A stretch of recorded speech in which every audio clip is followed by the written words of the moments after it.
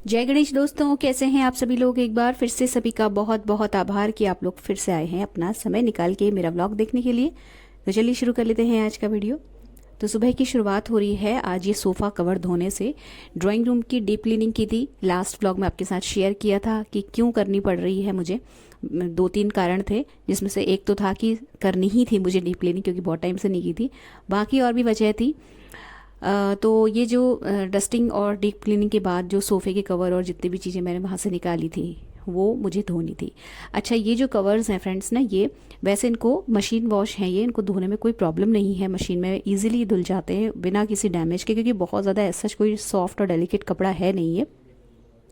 लेकिन इसमें मैंने ये जो टेसल्स दिख रहे होंगे आपको बड़े बड़े से, ये खुद से लगाए हैं। तो अब ये है कि मशीन में अगर मैं घुमाऊँ तो वैसे कोई प्रॉब्लम होगी नहीं, क्योंकि बहुत अच्छे से मैंने इनको टाई किया हुआ है। बट फिर वही बात आ जाती है कि जैसे हम वुलन्स को धोते हैं सॉफ्ट और माइल्ड डिटर्जेंट में, जस्ट कि उनकी क्वालिटी बरकरार रहे, उनका जो फैब्रिक का जो टेक्सचर है वो ख़राब ना हो। सेम वेज वही जो वूल है वो यहाँ पे यूज़ हुआ है टेजल्स को बनाने में। तो मैं नहीं चाहती कि किसी भी तरीके का मैं रिस्क लूँ, तो बस मैंने इनको जो इजी होता है उसमें उसका जो झाग वाला पानी बना के तीनों को, क्योंकि 3 सोफ़ा सेट है, मतलब 3 का सेट है हमारा जो सोफ़ा सेट का है, तीनों जो कवर्स हैं वो मैंने डिप कर दिए। और उसके बाद जो है बाकी के काम घर के किए जाएंगे। इतने में जो वॉक वगैरह करके मैं आऊँगी ना, उसके बाद मैं इनको धोऊंगी नहाते समय, तो ये अच्छे से सोख होके अच्छे से भीग जाएंगे। और फिर मैं इनको जैसे मशीन में हल्का सा, मतलब नाम मात्र का स्पिन करके फिर मैं इनको धूप में फैलाऊंगी। अच्छा, मशीन में स्पिन करना इसलिए ज़रूरी है क्योंकि जो टेजल्स हैं पानी में जब भीगे रहेंगे तो ये बहुत ज़्यादा हैवी हो जाते हैं और लटके रहेंगे इस तरीके से धूप में। मैं इनको बिना निचोड़े लटका दूंगी, तो फिर हो सकता है कि ढीले पड़ जाएं या कुछ और सूखने में भी टाइम लगेगा। तो बहुत ज़रा सा मैंने इनको स्पिन किया था मशीन में, उसके बाद मैं इनको छत पे फैलाई थी। इसके अलावा और कोई लॉन्ड्री नहीं लगी है, मतलब मशीन में कपड़े नहीं धुले हैं, बस मैंने इन्हीं को धोया था। उसके बाद फिर मैं आ गई यहाँ पे सीधे, जो मैं आपको दिखा रही हूँ लंच की क्लिप दिखा रही हूँ, क्योंकि जो ब्रेकफास्ट है उसकी मैं इसलिए शेयर नहीं कर रही हूँ क्योंकि हमने सिंपली ब्रेड का नाश्ता किया था आज। तो इसीलिए मैंने कुछ ख़ास, मतलब ऐसा नहीं है कि मैंने कुछ टोस्ट वगैरह बनाया हो, बस हमने ब्रेड बटर और चाय का नाश्ता किया है आज, जो कि बहुत रेयर हम लोग करते हैं। तो कभी कभी करते हैं तो अच्छा लगता है। दिन के लंच के लिए यहाँ पे बन रही है मंगौड़े की दाल या मंगौड़े की सब्ज़ी कह सकते हो आप। और यहाँ पे जो ये आपको दिख रहे होंगे पत्ते, ये लेमन ग्रास के हैं। तो लेमन ग्रास टी वापस से शुरू कर दी है मैंने, अब डेली ही, ऑलमोस्ट डेली बना रही हूँ।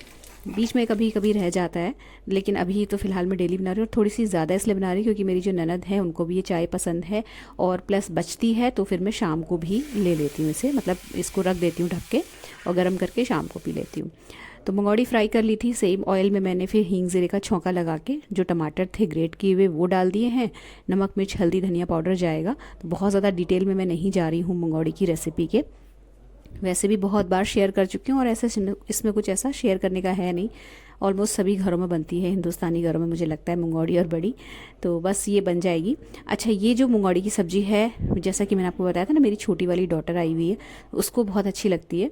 तो उसके हिसाब से ही आज लंच बन रहा है और वो आज ही रात को निकल जाएगी। तो उसके लिए मुझे थोड़ा सा मठरी वगैरह भी बनानी है, और इसीलिए जो है फिर मैंने मतलब ये लंच का सारा काम निपटा के फिर मैं जो हूँ थोड़ी देर के लिए शॉप गई थी, ज़्यादा देर के लिए नहीं गई थी, क्योंकि अगर वो उठी होती तो मैं रुक जाती घर पे, बट वो सोई हुई थी क्योंकि लेट नाइट पड़ा था और मॉर्निंग के टाइम पे वो सोने गई है। तो फिर वो आराम से उठेगी 2-2:30 बजे, तो फिर मैं भी क्या ही करती। तो फिर मैं लंच वगैरह का काम करके चली गई थी, उसके लंच करने तक मैं आ जाऊंगी वापस, ये सोच के फिर मैं थोड़ा टाइम के लिए चली गई थी ऑफिस। अच्छा, यहाँ पे चावल के लिए ज़ीरा राइस बना रही हूँ। तो बस मैंने देसी घी डाला है प्रेशर कुकर में, हींग ज़ीरा डाला, चावल अभी भिगोए नहीं थे तो ज़ीरा हींग कहीं जल ना जाए, इसलिए मैंने हल्का सा पानी जो है थोड़ा सा ऐड कर दिया और ढक्कन लगा दिया। इसके बाद मैं चावल भिगो रही हूँ। तो आजकल गर्मी है ना, मुझे बताइएगा कि कई आप लोग के घरों में भी ऐसा होता है क्या कि गर्मी में बोल्स जो होते हैं ज़्यादातर फ्रिज में चले जाते हैं, और कई बार ज़रूरी काम के लिए भी जो डोंगे होते हैं या छोटे छोटे बर्तन होते हैं, भगोने बोल्स वगैरह, वो नहीं अवेलेबल होते हैं क्योंकि ज़्यादातर जो है फ्रिज में लगे होते हैं। मेरे अभी 2 से 3 बोल जो है फ्रीज़र में लगा रखे मेरे हस्बैंड ने, उसमें फ्रूट्स कट करके शेक वगैरह के लिए, और भी सारे जितने भी बोल्स हैं सारे फ्रिज में फिट हैं अभी। तो मेरे पास चावल भिगोने के लिए कुछ नहीं था, तो मैंने भी चाय का जो पैन है उसमें चावल भिगो दिए हैं। तो बस मेरी जो सिस्टर इन लॉ है वो चावल डाल के उनमें प्रेशर लगा देगी, क्योंकि मैंने ज़ीरे हींग का तड़का लगा ही दिया था इसमें, तो ज़ीरा राइस बन जाएगा और बाद में वो जो वो होता है हरा धनिया, वो वगैरह वो भी मैंने चॉप कर दिया था, तो वो डाल के सासू माँ को खिला देंगे और फिर औरों के खाने तक मैं आ जाऊँगी घर। तो फिर उसके बाद मैं चली गई थी शॉप पे। तो आई हूँ तो उसके बाद चेंज किए हैं कपड़े, और फिर ये जो सोफ़ा कवर थे ये मतलब ये मैं ला के रख गई थी, क्योंकि बहुत ज़्यादा कपड़े छत पे थे नहीं और इनको छोड़ के जाने का मतलब नहीं होता। जस्ट इसीलिए मैंने इनको मशीन में हल्का सा स्पिन कर लिया था, क्योंकि होता ये है ना कि आप बहुत ज़्यादा गीले कपड़े रहते हैं ना, तो वो सूखे भी नहीं रहते हैं और उनको छोड़ के जाने का भी मन नहीं करता, क्योंकि 2-2:30 बजे तक तो अच्छे से बैंड बज जाती है धूप में कपड़ों की। और ख़ास तौर से ऐसी चीज़ें जिनका रंग उड़ना मतलब थोड़ा सा ये रहता है कि रिस्की रहता है, सोफ़ा कवर्स हैं, मैं इनको छोड़ के नहीं जा सकती थी। तो फिर मैं इनको ला के जस्ट रख गई थी, फोल्ड नहीं किया था। हल्के हल्के टेसल्स जो थे थोड़े थोड़े से गीले थे जहाँ पे नॉट लगती है, तो फिर मैं इनको फैला के ऐसे ही छोड़ के चली गई थी। आके भी फोल्ड कर रही हूँ और इनको जगह पे रख रही हूँ। तो अगर आपको ये जो सोफ़ा कवर हैं ये किसी भी वजह से पसंद आ रहे हों, तो ये ना मैंने मीशो से ऑर्डर किए थे और क्वालिटी वाइज बहुत बढ़िया है। मैंने कंपैरिजन किया था अमेज़ॉन पे और मीशो पे, सेम ही चीज़ आई थी। इनफैक्ट मीशो पे थोड़ा सा सस्ता था और क्वालिटी वाइज कोई भी कमी नहीं थी, क्योंकि मैं दोनों चीज़ें मंगा के देख चुकी थी। क्वालिटी अमेज़ॉन से मंगाए, फिर मैंने मीशो से मंगाए, तो फिर मुझे जब मीशो से सस्ते मिले ना, तो फिर मैंने अमेज़ॉन वाले वापस कर दिए और फिर इनको रख लिया।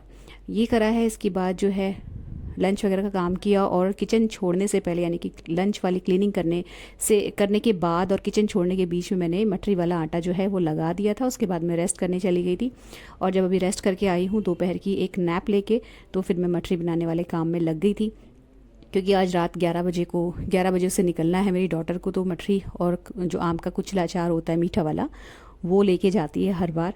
जब वो बहुत टाइम तक, बहुत ज़्यादा टाइम पीरियड लंबा वाला हो जाता है और वो नहीं आ पाती है घर, तो फिर मैं कई बार भिजवा देती हूँ बना के। बट इस बार वो उसका राउंड बीच में थोड़ा जल्दी लग गया, तो ये जो मटरी है ये बना के मैं उसे वो पैक करके भेज दूँगी। तो ये जो मटरी है ना फ्रेंड्स, मैं मैदा की नहीं बनाती हूँ। ये जो आटा लगाया था ये इसमें आधा आटा है गेहूं का और आधी है सूजी। तो मतलब थोड़ा सा मैदा नहीं रहता है, तो जस्ट इतना डिफरेंस आता है कि कलर जो है थोड़ा सा, जैसे मैदे वाली मटरी होती है ना उसका वाइट वाइट सा रहता है, इसका उतना ज़्यादा वाइट नहीं रहता है, थोड़ा सा डार्क बनती है ये मटरियाँ। बट टेस्ट में कोई कॉम्प्रोमाइज़ नहीं करना पड़ता है, बहुत जैसी मैदे की होती है जस्ट उसी की जैसी होती है। इनफैक्ट सूजी डालने के बाद तो ये और ज़्यादा क्रिस्पी हो जाती है, और जो सूजी का दाना मुंह में लगता है ना तो बहुत बढ़िया लगता है। तो अगर आप मैदे की मटरी बना रहे थे ना, एक बार ये वाली ट्राई करके देखिएगा। रेशो वाइज मैं आपको बताऊं तो आधा आटा आधा सूजी ली है, बट अगर आप सूजी ज़्यादा ले लोगे तो भी कोई प्रॉब्लम नहीं है, इनफैक्ट और ज़्यादा ही अच्छी बनेगी। बस मोयन वगैरह का ध्यान रखना होता है। तो यहाँ पे मैंने पहले गोलियाँ बैठ के आराम से पंखे के नीचे जो है बना ली, जिससे कि क्योंकि अब गर्मी अच्छी खासी हो गई है। और उसके बाद जब सारे गोलियां बन गई, उसके बाद फिर मैं आ गई थी यहाँ पे किचन में, ऑयल चढ़ाया और हल्के हल्के बेल के इनको प्रिक करके मैंने तेल में छोड़ना शुरू कर दिया। तो यहाँ पे जो एक क्लिप बनती हुई आपको दिख रही होगी, ये मेरी छोटी वाली बेटी ही बना रही है।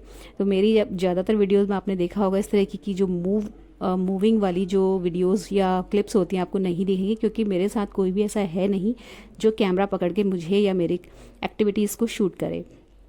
तो ज़्यादातर स्टिल रहता है कैमरा, बट आज वो है, तो मैंने कहा कि चलो तुम मेरी छोटी मोटी 2-3 क्लिप्स बना दो। तो वो यहाँ पे मेरे साथ लगी हुई थी। उसको ये जो प्रिक करने वाला काम है ना मटरी में, ये बहुत पसंद है। मतलब बचपन से, जब वो बहुत छोटी थी, मतलब 5-6 साल की होगी, तब से उसको ये मटरी प्रिक करने वाला काम, ये जो फोक से छेद करने का काम है ना, वो उसे बहुत अच्छा लगता है। जब मैं मटरी बनाती हूँ तो वो ये वाला काम करने के लिए आ जाती है। प्लस बाकी जो जैसे बीच बीच में हेल्प की ज़रूरत होती है वो करती रहती है।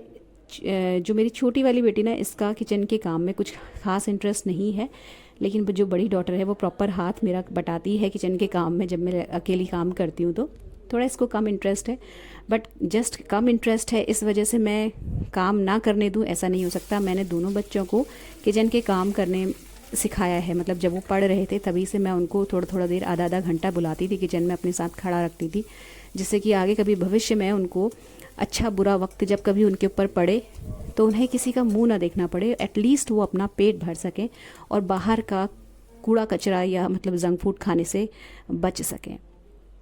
तो थोड़ा थोड़ा खाना दोनों को आता है बनाना। इनफैक्ट जो बड़ी वाली है वो तो प्रॉपर अच्छे से खाना बना लेती है। मैंने इनको 9th 10th से ही शुरू कर दिया था, मतलब किचन में अपने साथ खड़े रखना।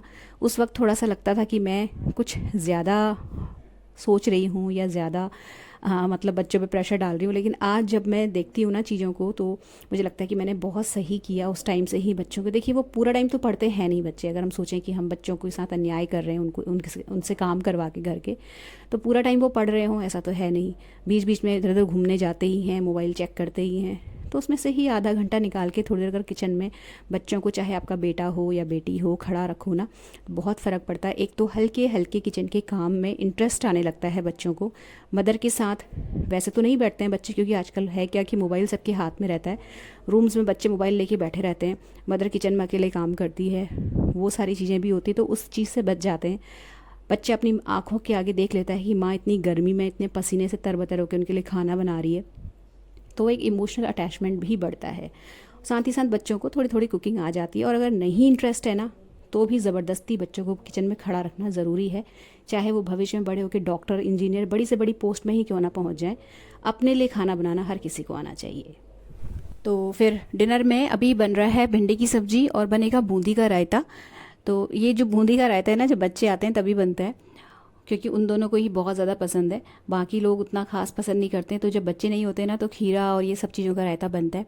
तो यहाँ पे भिंडी की सब्ज़ी जब मैं बना रही थी, तभी रियलाइज़ हुआ कि रायते में डालने के लिए जो जीरा पाउडर होता है वो ख़त्म हो गया। तो हाथ के हाथ फिर यहाँ पे दूसरी बर्नर पे कढ़ाई चढ़ा के मैंने ज़ीरा थोड़ा सा भूनने के लिए रखा धीमी आंच में, और उधर भिंडी की जो सब्जी है उसका मसाला पक रहा है। मसाला क्या, मतलब वही प्याज काट के डाला था, 2-3 हरी मिर्च काट करके डाली थी।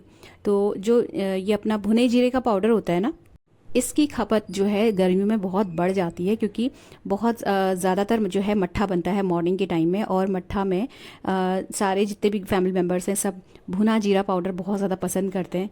ठंडी होती है इसकी तासीर, तो गर्मियों में वैसे भी अच्छा होता है भुना जीरा का सेवन करना या जीरा का सेवन करना। तो ये काफ़ी यूज़ होता है, इसलिए मैंने थोड़ा सा ज़्यादा जो ज़ीरा है वो भूनने के लिए लगा दिया, और उधर जो है सब्जी डाल दी कढ़ाई में। रायता बना दूंगी अभी फटाक से, और ये जो जीरा है ठंडा होते ही इसको पीसा जाएगा, और थोड़ा सा जो पाउडर है रायते में डाल के बाकी का जो जीरा पाउडर है उसे मैं डिब्बे में स्टोर करके रख लूँगी। अच्छा, लास्ट व्लॉग में मैंने घी की बत्ती भिगोई थी, तो वो उसका जो पूरा तरीका है या प्रोसेस है वो शेयर किया था। तो कुछ कमेंट्स आए थे, उनका कहना था कि मैं बत्ती कैसे बनाती हूँ। देखिए वो बत्ती मैंने नहीं बनाई थी, वो रेडीमेड पैकेट हैं, बस मैंने उनको जस्ट घी में डिप किया है पूजा के लिए, जिससे कि जब ज़रूरत हो तो डब्बे में से निकाल के बत्तियों को जला सकें। खाना बनते बनते मठरी भी बन गई, या मठरी बनते बनते खाना बन गया, कुछ भी कह लीजिए। तो ये इनको फिर बाहर मैंने फ़ैन के नीचे रख दिया था ठंडा होने के लिए। फिर थोड़ी सी ठीक हो गई, ठंडी हो गई, तो फिर मैंने इनको मिठाई के 2 डिब्बों में पैक करके रख दिया। और ये कुछ दिनों का जुगाड़ हो गया बच्चों का मंचिंग करने के लिए। एक्चुअली एग्जाम्स चल रहे हैं बच्चों के, कॉलेज वाले जो बच्चे हैं, तो वो रात रात भर पढ़ते हैं ना, तो वो थोड़ी सी क्रेविंग होती है कि कुछ खाने के लिए। और क्योंकि लिमिटेड टाइम में खाना बनता है, मतलब फिक्स टाइम पे, पीजी हो चाहे हॉस्टल्स हो वहाँ, तो कई बार ऐसा रहता है बच्चों को भूख नहीं लगी रहती है, तब भी खाना खाना पड़ता है, और जब भूख लगी रहती है तो कुछ खाने के लिए अवेलेबल नहीं होता है। ऐसे में फिर वो उटपटांग चीज़ें खाते हैं या ऑर्डर करते हैं। तो इसलिए छोटी मोटी चीज़ें घर से भेजते रहो ना, तो ठीक रहता है। तो ये लोग रात को बेसिकली जो उसकी रूममेट्स हैं उनको भी पसंद है, और ये पढ़ाई करते समय 2-2 3-3 मठरियाँ खाते हैं, और इसीलिए वो इस बार आके पैक करा के ले जा रही है। तो 11 बजे 11:30 बजे के अराउंड हम उसे छोड़ने गए थे, चली गई थी वो, और फिर से घर में सन्नाटा हो गया। तो जो सन्नाटा, जिसको मैं बहुत पॉजिटिवली लेती हूँ, जिसकी मुझे आदत पड़ गई है, और मैं इसको कहना चाहिए सन्नाटा नहीं बोलूँगी, ये एक सॉलिट्यूड है जिसका मैं भरपूर इस्तेमाल करती हूँ खुद से मिलने में। क्योंकि ये देखिए, ये जो एकांत है ना, एक टाइम ऐसा था जब बिल्कुल हमारे लिए एक सपने की तरह था, बट अब ये सब कुछ हमें मिल रहा है, फ्री टाइम मिल रहा है, और अपने आप से मुलाकात करने का मौका मिल रहा है। तो मैं इसको बहुत पॉजिटिवली लेती हूँ, और कोशिश करती हूँ कि इस सन्नाटे को, इस एकाकीपन को खुद पर हावी ना होने दूँ, बल्कि इतनी ज़्यादा प्रोडक्टिव हो जाऊँ कि ये एकांत मुझे दुख नहीं बल्कि अवसर लगे। तो फ्रेंड्स, यहाँ पर ये छोटा सा सिंपल सा व्लॉग समाप्त होता है। अगर अच्छा लगा हो किसी भी वजह से, तो वीडियो को लाइक शेयर ज़रूर कर लीजिएगा, चैनल सब्सक्राइब कर लीजिएगा, बेल आइकन हिट कर लीजिएगा, रोज़ वाली रिक्वेस्ट है। मिलते हैं नेक्स्ट वीडियो में। Till then take care, stay healthy, happy and positive. Thank you.